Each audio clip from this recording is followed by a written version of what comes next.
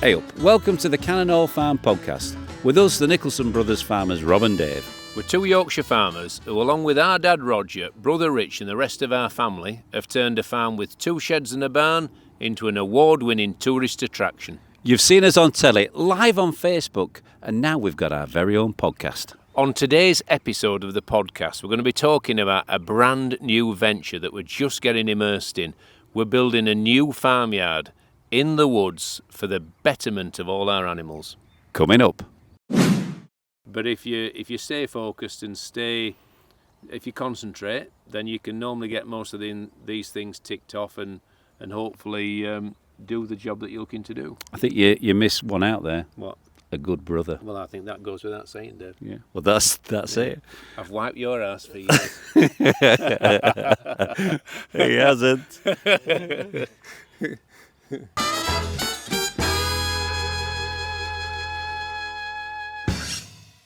So we find ourselves still outside in the pumpkin patch. We're still evicted from what used to be our podcast studio. It's now a pumpkin carving room. But very soon we'll be back indoors, and thankfully the weather is still playing ball. Yeah, I mean, it's been a busy old week, Rob. I've been looking after little Arthur and Harold. Not all the time, but the other night I was putting Arthur to bed, right? And he wasn't going to bed that easily. You know, normally you give him his bottle and he's away, right? But I had to actually tell him a story, right? I've never done this before. He was a little bit upset. He was crying, and I said, look, tomorrow I'll go and, take you up to the woods and show you the big digger, right? And with that, he stopped crying like that. He looked at me and went, big digger, right? So, which I thought, he loves tractors, he loves diggers. So, I thought, I'm onto a winner here. So I told him about the digger that was going to dig a big pond for the ducks and the frogs and all the rest of it. And by the end of the story, he was fast asleep. So whether it was a good story or not, I don't know, but it did the job. So does that mean David is an A1 granddad or just boring as sin? I'd hopefully think I'm a good grandpops. Yeah, I think I've been trying to be the best version of a granddad that I can possibly be. Nellie and I have started after-school adventures, which is where we do something special. It normally involves a walk in the fresh air, something in the countryside. And we came across 3 sheep that were in the wrong field. And Charlie's just put a message on WhatsApp, actually, about these 3 sheep. And it was something and Cottontail we were going to call them. And we were going to do a story, and Nellie says, you can write it and I'll draw the pictures. Right, and we're going to do a story about these 3 sheep who are always escaping, and the farmer's always chasing them, has to get them back in. So that's one of our little projects, and we're going to do a little book, and we'll practice writing, and also I've been going down and feeding Jimmy, giving him his tea while Katie cooks tea, and just giving her a bit of support while Nellie does her homework after school. So I got Jimmy on my lap and I was helping Nellie with the maths homework, and it just felt as though I was contributing positively to their future and their learning, and giving a bit of support to Katie at the same time. So it sounds like we've been doing similar jobs, just in different ways. We've also been really busy. I've been watching Fern a lot to see if she's ready for calving. The Valley sheep are nearly ready to start lambing. The goats are very close as well. So it feels as though we're building towards a time when it's going to be much, much busier, much more hands-on. We're also getting ready for filming Winter on the Farm, which I've been helping to produce the stories for that. So it's been all systems go. At times it's felt like the walls of a room are closing in on me and the space is getting smaller and smaller, and the window of opportunity to succeed is getting less and less. But you've got to keep positive and make sure that you keep clarity of mind and make sure you get everything ticked off as well as you possibly can, and make sure that you succeed in the end. Rob, when you're saying about feeding the kids, right? Yeah. I was feeding Arthur the other day, and he was a bit. I bet Jimmy eats more than Arthur. He probably does. He were a little bit funny about having his yogurt. So I pretended to be a digger, and scooping it up and then shoveling it in, and he loved that part of it. So when he goes on his first date when he's 17 and years old, beep, beep, beep. And he'll thank his granddad very much for all these things he's got him doing. No, it's all good fun. But, you know, kids are into what they're into, aren't they? You know, Nellie likes horses and does she like diggers? I don't think she likes horses that much. What's she like then? She likes nature Yeah. a lot. She likes dancing. She likes bench ball. That's her favourite sport. Is that like It's a dodgeball? bit like British Bulldog type. Yeah, Okay. a bit like that, where you basically wang a ball as hard as you can at other people. I could see her like But she always stays at back and tries to dodge out at work. Yeah. I used to like that myself, actually. We played that at Penistone School. She plays bench ball on a Monday night after school. There you have it. So we're very lucky to be able to play a strong part in the life and development of our grandchildren. So that's what we've been up to this week. Right, shall we talk about future ventures? Future ventures it is.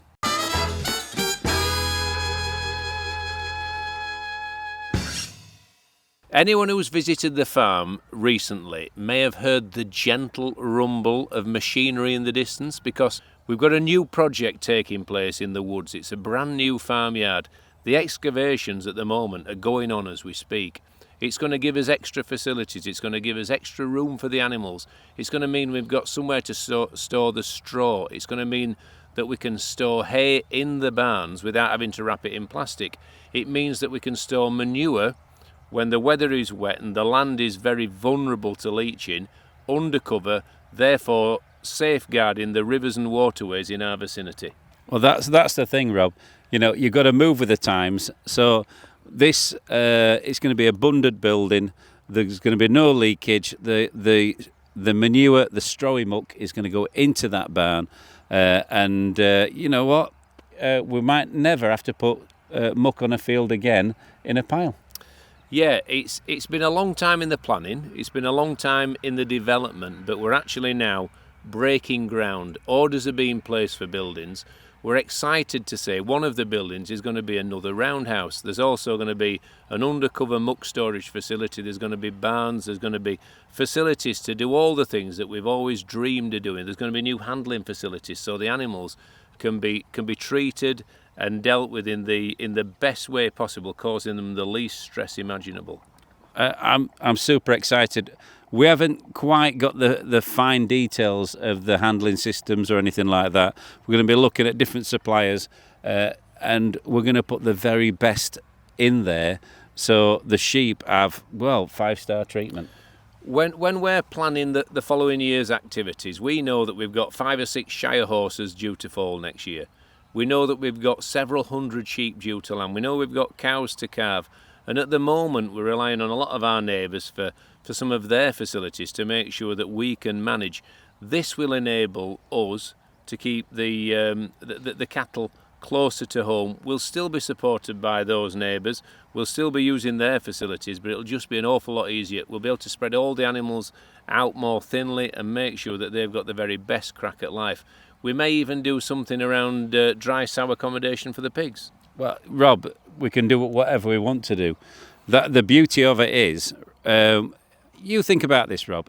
You lamb one batch of sheep in January. Yep. You've got another one in February. The weather is bad. Yeah. You know, the beast from the east or whatever is coming back in. There's snow everywhere. We won't be, you know, now we can just put a batch of sheep across the road.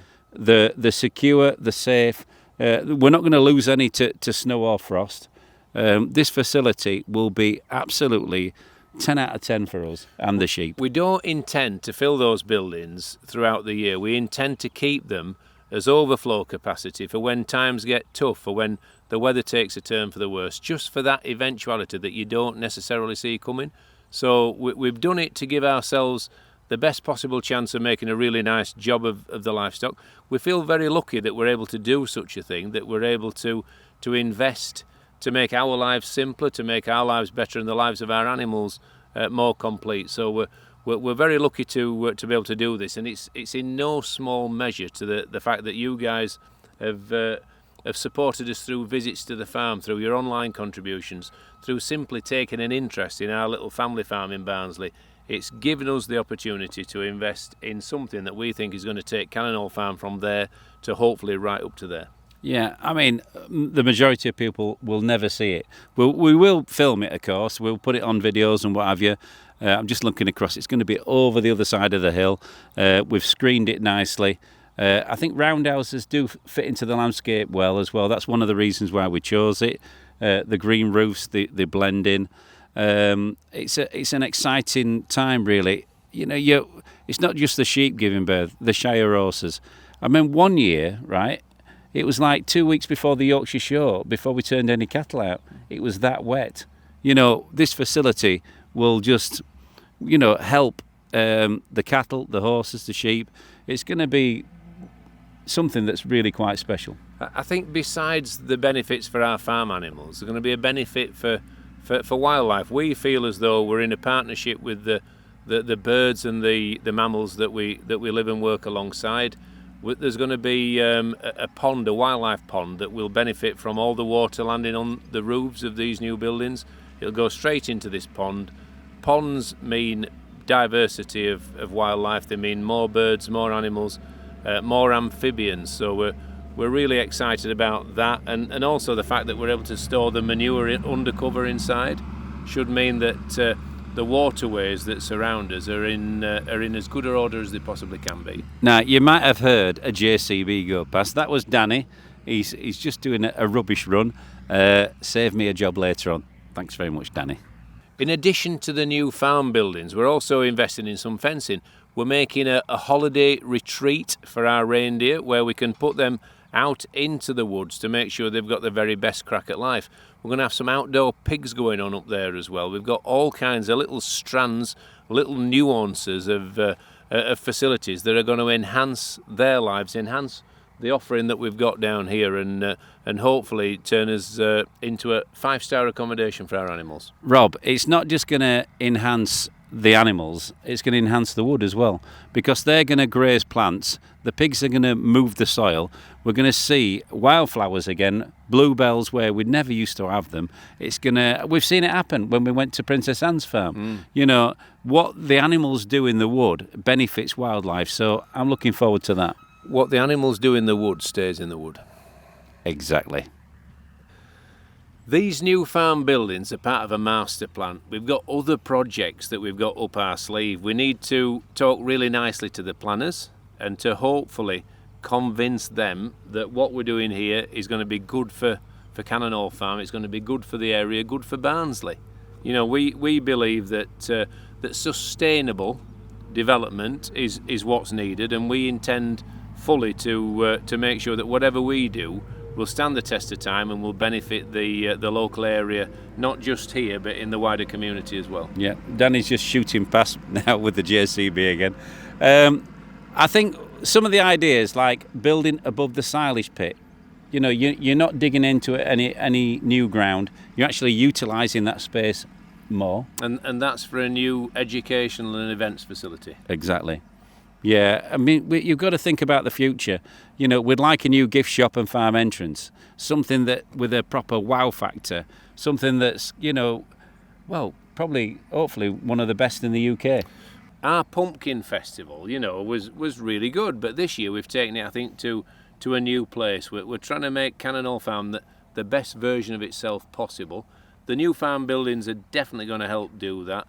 If we could get a new entrance, a new gift shop, a new educational facility, the investment that we're making in pedigree livestock, all the time we're trying to be better, trying to do better, trying to make sure that the place is more interesting, generating more visits, and hopefully putting a little bit of a tick in the reason to visit Barnsley. Well, it's not just that, it's creating jobs. The money we spend goes into the local economy, helps boost their jobs.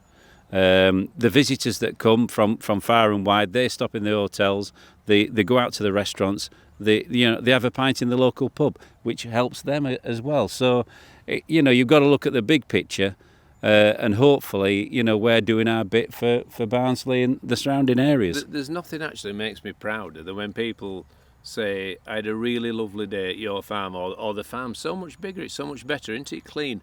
All these things are comments that are quite frequently passed to us, and I do enjoy hearing it, because not just because I want slapping on the back, me tummy tickling all the time, but we just have a passion and a desire for this place to go down well with people, to have a good local reputation, to have a good national reputation, and the fact that we're able to do our little bit on television as well means that we can reach people from further afield who then visit us and contribute to our local economy in Barnsley.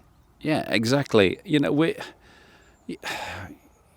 got to, we work hard. We want to have the best facilities for our stock and our staff as well. So, what we're doing, hopefully, everyone's going to like.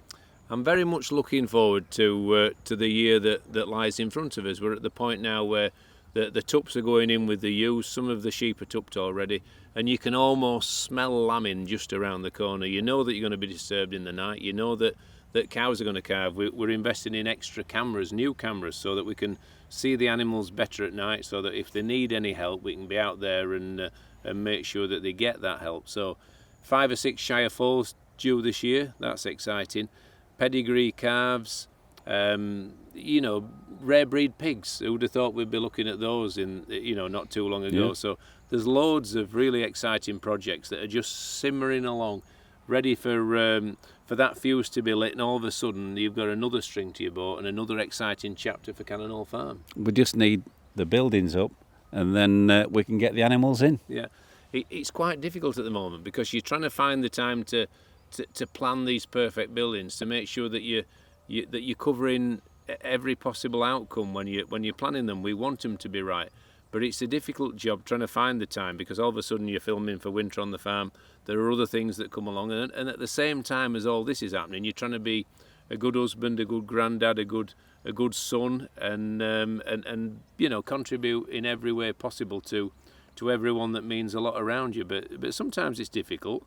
But if you stay focused and if you concentrate, then you can normally get most of these things ticked off and hopefully do the job that you're looking to do. I think you missed one out there. What? A good brother. Well, I think that goes without saying, Dave. Yeah. Well, that's it. I've wiped your ass for years. He hasn't. Moving on quickly. We haven't mentioned the marquee over there. Yeah. We'd like a permanent building there, another multifunctional space we can do lots of things in. We just want the place to be the best it can possibly be. It's our life's work. I think also you can't do all these things at once. Both practically, we've only got the people we've got, and Dick and Colsey are flat out at the moment. Dick's working when he's asleep. Dick is our builder and head of maintenance, as he sees it. And he says, I'm working when I'm asleep. He says, I'm dreaming about this place. I'm planning while my eyes are shut. He says, you're getting 24 hours out of me, not just the 8 you pay me for. We could do with him on the podcast studio, or even on the bale as it is today. Yeah. But hey, that's for another day, and that's if we can persuade him, because I think he'll take some persuading. And the other thing is, obviously all these things are to pay for, and it's a case of saving up a bit and then doing one of them, and save up a bit more and do another, and if you do it that way, we'll get there in the end, and hopefully enjoy the journey, because that above all else is what life's all about. It is, it's a balancing act, and we've got to enjoy it. Bit of a shorter episode this week. We wanted to keep you updated with our plans for the farm, with our plans for the wider area, and make sure you are fully abreast of everything we're doing, and hopefully you think it's a good idea.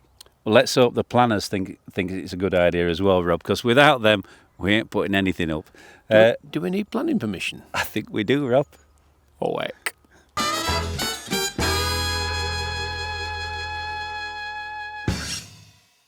Thanks for listening to this episode of the Cannon Hall Farm podcast. If you haven't been already, our Pumpkin Festival is in full swing, so please call in and have a look. Yeah, it's well worth a visit. Head to cannonhallfarm.co.uk and book your tickets now. Well, Rob, I think we'll be pretty good at carving pumpkins by the end of this pumpkin experience. We definitely will, Dave. But that's it for this week. Until then, I've been Farmer Rob. I've been Farmer Dave. Bye-bye. Bye-bye. So who carves the best pumpkin? Oh, I don't know, but my arm, it's nearly dropping off.